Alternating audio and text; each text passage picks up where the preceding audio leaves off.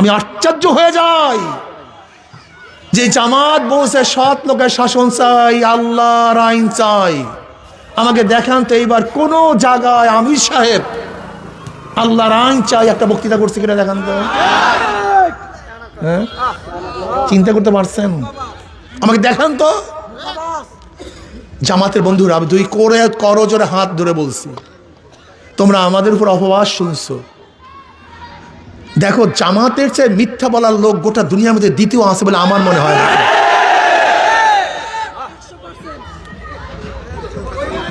বলতে পার কেন? আচ্ছা বলো তো, যখন আমরা জোটে ছিলাম, নির্বাচনের জোটে ছিলাম, এখনো সিট ভাগ হয়। যখনই নমিনেশন পেপার সাবমিট করছে প্রত্যেক জায়গায় প্রত্যেক প্রার্থী বলছে আমরা পাইছি, এখানে প্রত্যেক জায়গায়, অথচ ভাগই হয়নি, তাহলে আমরা পাইছি।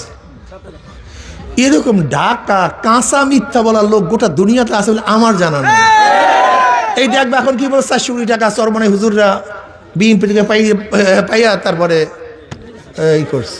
তার মানে আমরা যখন 400 কোটি টাকা লেনদেন করছি, তাদের একজন লোক ছিল, কি কথা কয় না, বা চেকটা সে দেখছে। আপনি তাদেরকে বলেন, ভাই যে লেনদেন করছে ছবিটা দেখান, যেহেতু আপনি ছিলেন, অথবা যে চেকের লেনদেন রয়েছে চেকের নাম্বারটা দেন। আল্লাহ আমাদের মাফ করে দেন। শোনেন, আমি স্পষ্ট বলছি, ভালো মতো লিখে রাখেন।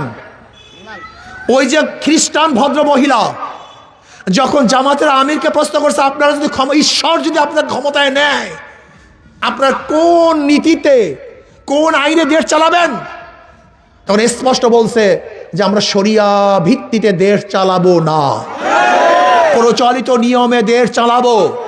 এবং ব্যাখ্যা করে স্পষ্ট বলছে যে হ্যাঁ, আমির সাহেব বলেছেন আমরা প্রচলিত আইনে দেশ পরিচালনা করব।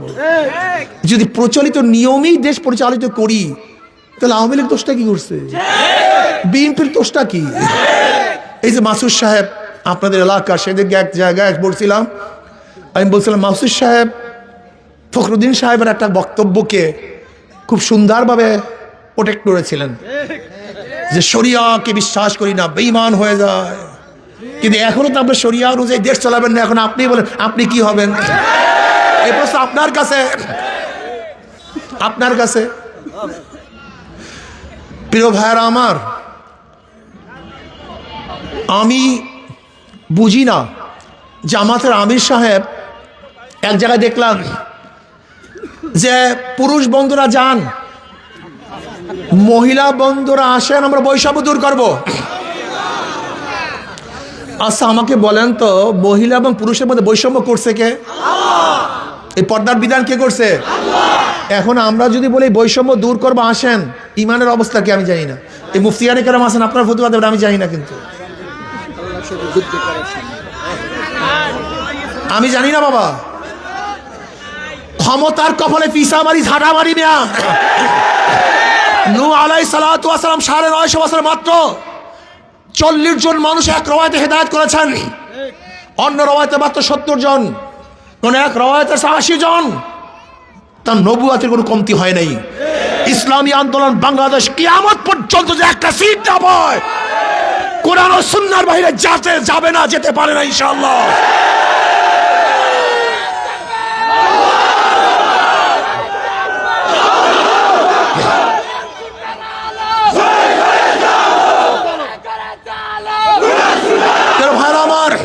আপনি দেখেন জামাতের সে আগের বক্তৃতা, এখন বর্তমানে বক্তৃতা। জামাতের আমির সাহেবের উপরে একজন মহিলা ঝেপে পড়ছে, তিনি তাকেও জড়িয়ে নিয়েছেন। শোনেন জামাতের ভাবারা, শোনেন, এই অবজ্ঞা কারোর সাথে করা হয় না। আপনার উচিত ছিল ভুল স্বীকার করা, কিন্তু আপনি ভুল স্বীকার না করে তাকে যোদ্ধার মা, জাতির মা এই ব্যাখ্যা দিয়ে এবং কোরআন ও হাদিসের খেলাফ করেছেন, উল্টা করেছেন। এই ব্যাখ্যা ঠিক হয় নাই। আপনার উচিত ছিল, আবেগে হয়ে গেছে, কিন্তু ব্যাখ্যা দেওয়ার কোনো সুযোগ নাই, এটা ভুল। আমি স্পষ্ট বলবো, কালোকে কালো বলতে হবে, সাদাকে সাদা বলতে হবে, দিনকে দিন বলতে হবে, রাত্রকে রাত বলতে হবে। ইসলামী আন্দোলন বাংলাদেশকে অনেকে বদনাম করে সিটের জন্য তারা ভাগ হয়েছে। যদি সিটের জন্য ভাগ হই, তাহলে ধরে নেন একা থাকলে কি সিট পাওয়া যায় না জোটে থাকলে সিট পাওয়া যায়? তা সিটের জন্য ভাগ হলে তো জোট করতাম, তা ভাগ হইলাম কেন? এ বোকা নাকি? এতটুকু সেন্স নাই মিয়া, মাথার মধ্যে এতটুকু সেন্স নাই? যদি সিটের লোভেই ভাগ হই তা জোটে থাকলে সিট পাওয়া যায় না, একা থাকলে সিট পাওয়া যায়? কথা বলেন না কেন? তা আমরা একা হইলাম কেন? না, আমরা জোটের থেকে ভাগ হয়ে সিটের জন্য নয়, ইসলামের জন্য, শরিয়ার জন্য, কোরআন ও সুন্নাহর জন্য। মানুষকে বোকা বুঝাও, বোকা বুঝাও মানুষকে। আমরা কোরআন ও সুন্নাহর জন্য আলাদা হয়েছি, ইসলামের জন্য আলাদা হয়েছি।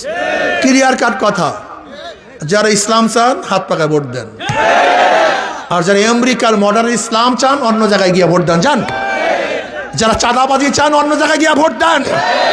আর যারা দেশকে সুষ্ঠু সুন্দর চাঁদা মুক্ত কোরআন ও সুন্নাহর ভিত্তিতে চালাতে চান তাদের মার্কা হাত পাকা। কোনো ক্লিয়ার কার কথা, কোনো কথাবার্তা নেই। ক্লিয়ার।